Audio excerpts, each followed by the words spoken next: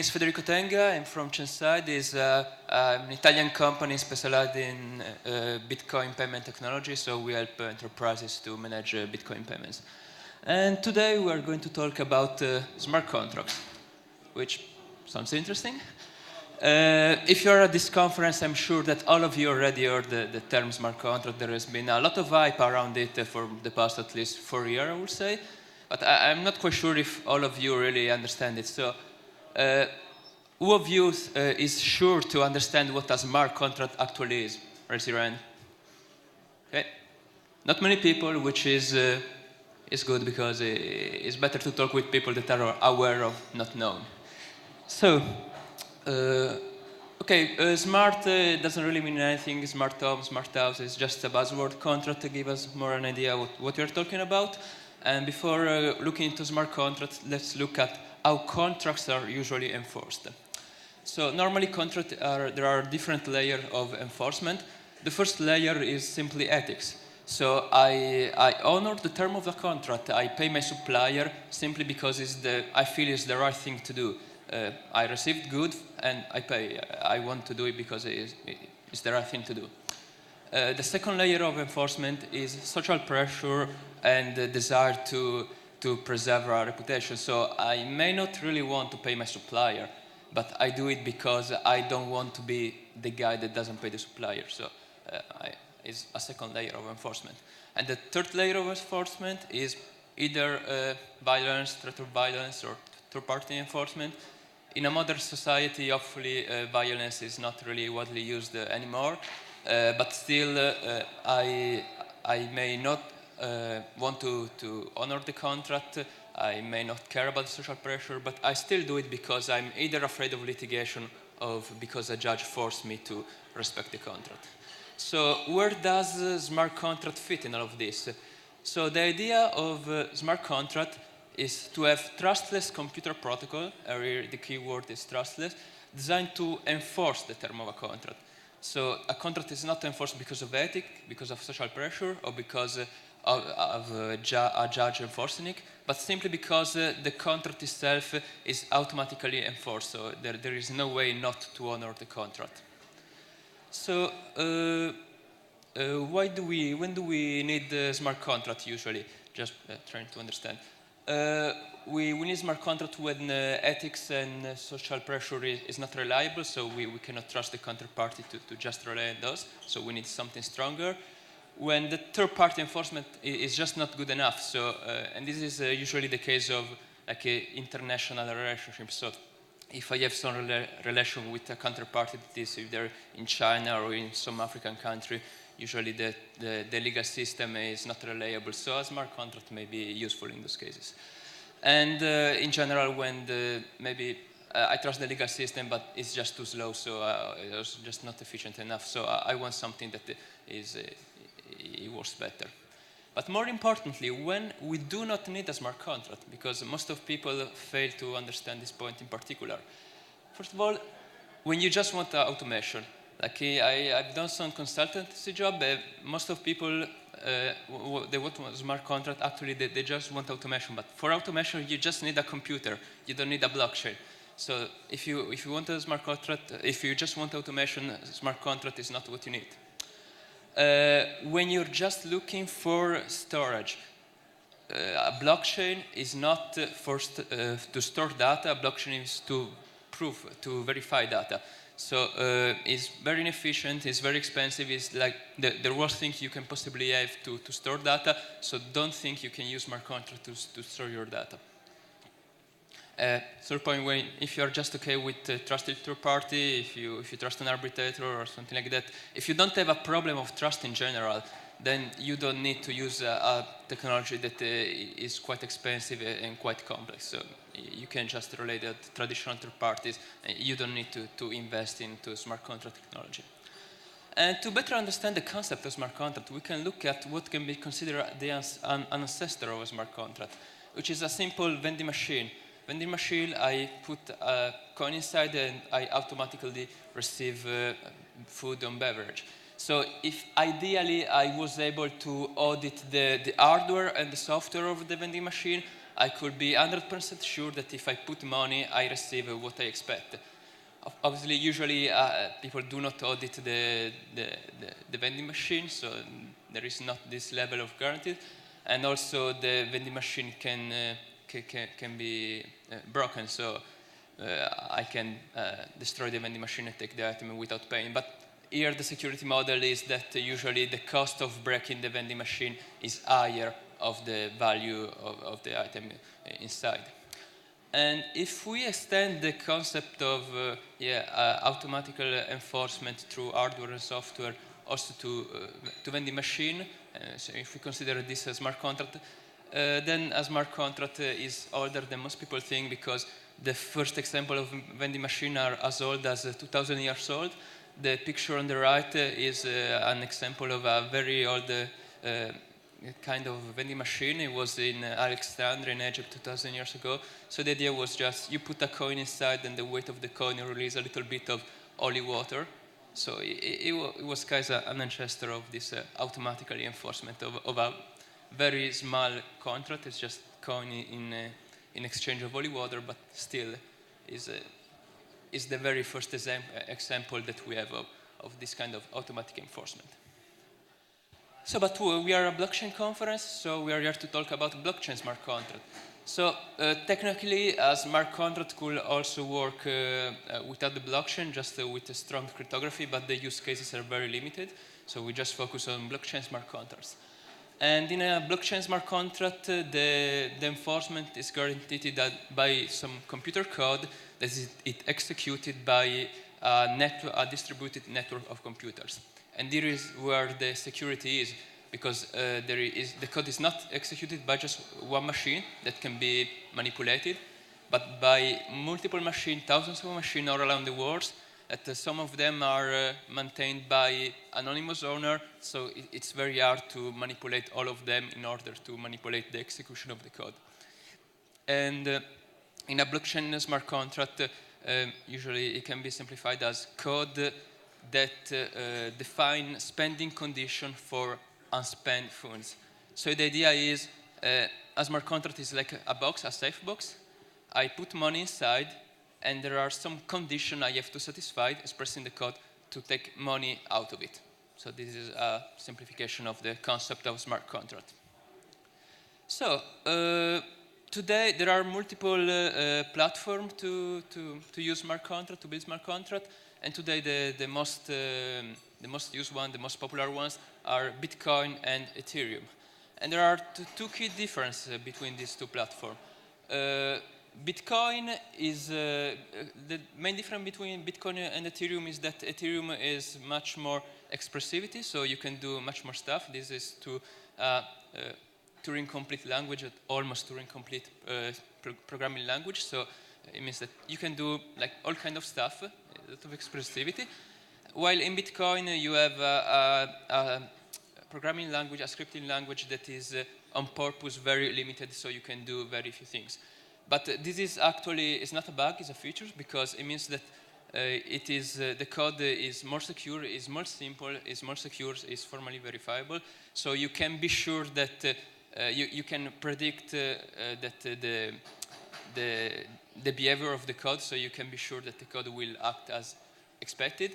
While with Ethereum, if you build a very complex smart contract, the cost of auditing becomes very, very, very high, and because sometimes it's hard to predict how the smart contract will actually behave. And for the futures in general, I'm expecting Bitcoin to be more used in production use case, because the value proposition of a smart contract is security. So we may prefer a technology that prefers security over performances. So in general, I'm expecting Bitcoin to be more used in the very long term for this kind of application. And I say this also because of something known as the Gall's law. So it's a law formalized by an American doctor, John Gall, some years ago. And the idea is that a complex systems always evolved from a simple system that worked. So Bitcoin is a simple system, simple and secure system that is gradually evolving into a more complex system. while Ethereum is a complex system designed from scratch that usually is much harder to make it reliable and work in the long term, because a complex system, you have to keep patching it to make it work, but in the long term is much less reliable. So I think that right now, maybe Ethereum smart contracts are more popular because you can do more stuff, but in the long term, Bitcoin will evolve into a complex, more secure system, while Ethereum it will be much more difficult to make it become more secure and as reliable as Bitcoin. So let's look at some desired features that you may want in your smart contract. First of all, you want the behavior of the smart contract to be predictable by all the parties involved in the contract. And unfortunately, this is not always the case. So this is an example, CryptoKitties. Maybe some of you have already heard of it. CryptoKitties was a digital collectible smart contract to exchange and trade cards of kitties on the blockchain. Actually, they're still working, so they are not, they were. And the problem with the smart contract regulating this exchange of digital collectible is that the behavior is not 100% predictable, because the creator of the smart contract has the power to change some variables that may affect the scarcity of some of the rarest cards. So if I buy a CryptoKitty, I'm not sure how the smart contract will behave in the future, because the creator may change some variables, and so the kitty that I pay a lot of money because I thought it was very scarce may be not as rare in the future. So this is an example of a bad use of a smart contract, because if I have to trust the creator, what's the point of a smart contract anyway? Second thing you may want from your smart contract is that the cost of breaking is superior to the value of the contract, which is the same concept of the vending machine before. The cost of breaking the vending machine is superior to the value of the item inside. And this is, again, we have some examples where this property was not respected. So recently, there was this gambling site called FOMO 3D. And it was a gambling game, very simple. You put money into the contract, and if you are the last person to put money into the contract, you take the whole price. So the price keeps increasing because people keep putting money, and until there is a time period of a few hours long enough, in that case, where nobody put money. In that case, the last person that put money takes all the price. And what happened here is that somebody invested a lot of money to make sure that nobody could send other transactions to the contract, to put other money into the contract. So, and he did it spamming the Ethereum blockchain. So there were several blocks that was impossible to have a transaction included in the blockchain. So it was impossible to send money to the contract. In this way, the attacker, with a significant investment of several, the equivalent of several thousand. Is it working? Can you hear me? Not really. Okay. Okay. Okay. So the problem with this contract is that the attacker, with an investment of several $1,000s, managed to break the contract and win $4 million, something like that. So this is an example where the cost of breaking the contract was inferior to the value of the contract itself. And this is not a problem with the Our speaker is so powerful. It's so it's like knocking out the entire power system of part of the city. Okay, we are live again. Okay, so yeah, a smart contract ideally is more expensive to break than the value of the contract. And the last slide of this set was about that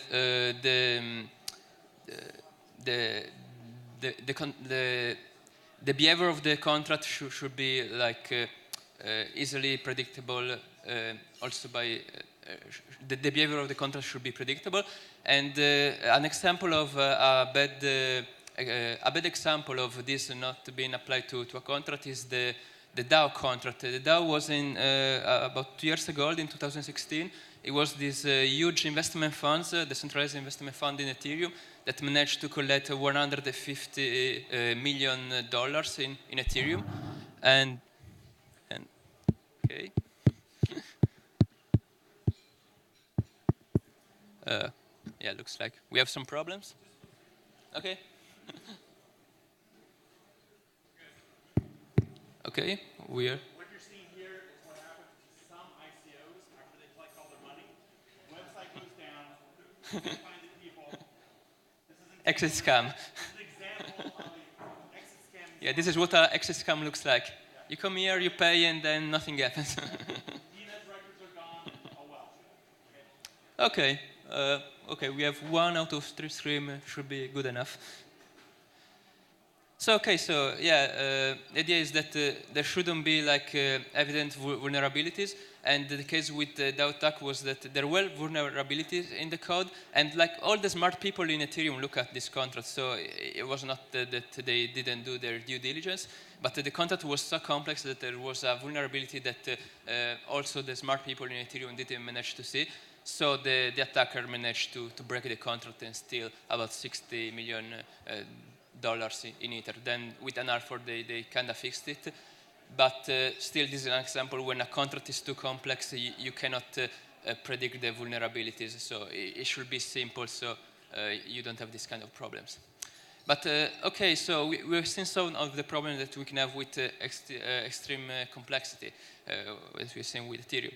So let's see what we can do with smart contracts that are simple and reliable. So let's see a few use cases of Bitcoin smart contracts.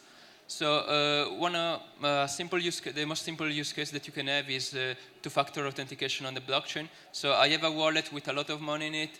I just want to make sure that if somebody steals my wallet, they cannot really steal my money. So if you use like any cryptocurrency exchange, you probably are familiar with the idea of two-factor authentication. So you have a second device to authentify yourself to a platform.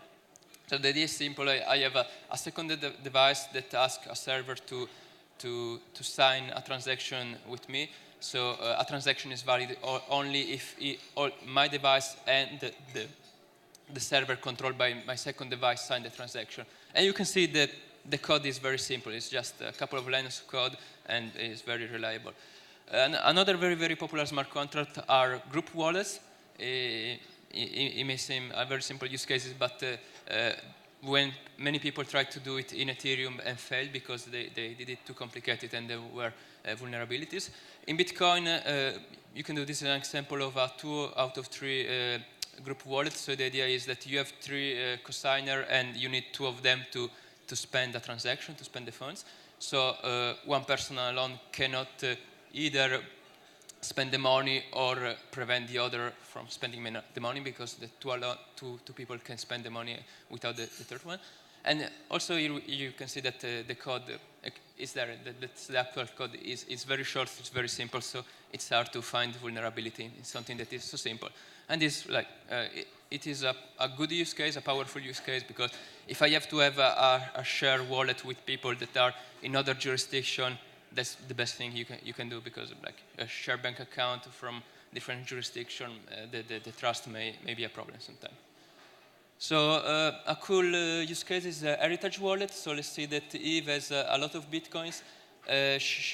She's very old, so she wants her daughter Alice to have her bitcoin when she dies, but she doesn't want to share her wallet with her daughter while she's still alive. So what she can do is to create a wallet that where she has the power to spend the bitcoin right now, and her daughter has the power to spend the bitcoin as well, but just after 4 years.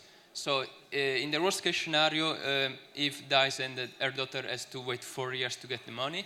And if Eve doesn't die in these 4 years, she will just have to move the money to another smart contract because that 4-year period expires. And this is a more enterprise environment application, a very secure storage where you have like a wallet controlled by multiple keys. And the idea is that maybe there is an high-wealth individual that has a lot of bitcoins, so it creates a wallet where to spend the money you need to have three keys that he keeps, one at home, one on his phone, one in the office, so he never has all the 3 keys with him, so also, even if he is kidnapped, the kidnapper cannot force him to move the money. And in case he loses one of the keys, he has a recovery key in the bank that only works after 6 months. So it's a double security system. So another most popular use case right now is smart contract for off-chain payments, but this is a very complex topic that will require a talk on its own just to give an overview. But you can use smart contract to make Bitcoin scales, which is quite cool. And this is an overview of Bitcoin smart contract right now. Right now, there are about 4 million Bitcoin securing Bitcoin smart contract, which is about 25 billion US dollar at current rate. So I mean, they are storing a lot of wealth. So let's have a look at the future. So what we have to improve about the smart contract technology to make it really be able to go to mass adoption. First, privacy. We need normal contract should be private. Normal contract are private. Blockchain smart contract are on the blockchain available for everyone to be seen. So the idea is that we have to improve privacy to make smart contract look like normal transactions. Then expressivity, current Bitcoin scripting language is still very limited, so we need to improve to be able to do more stuff. And third problem, which is maybe the most difficult one. I mean, it's very difficult because it's the usability problem. So to make something very complex user-friendly also to non-technical users, but at least it's a problem that doesn't require change to the protocol itself. So it's manageable. Regarding privacy, there is some work going on. So you may look, if you're interested, you may look into mass, throughput, and Schnorr. And for expressivity, there is some people working on a better programming languages that is still simple and secure, but with more expressivity. So, if you want to try Bitcoin smart contract, you can use this library. It's called BTCPy. And some last conclusion. So what would the future may look like? First, smart contract will not be used everywhere, but only in very specific use case where you really need it. And the smart contract will be very private, will be indistinguishable for normal transactions, so the privacy will be improved. And they may be used together with legal contract to create stronger guarantees, so the two things are not substitute but can be complementary. And hopefully they will be implemented in a very simple user interface, so user will use them without even knowing that they're using them. So that's it. So if you have any questions, I'm here.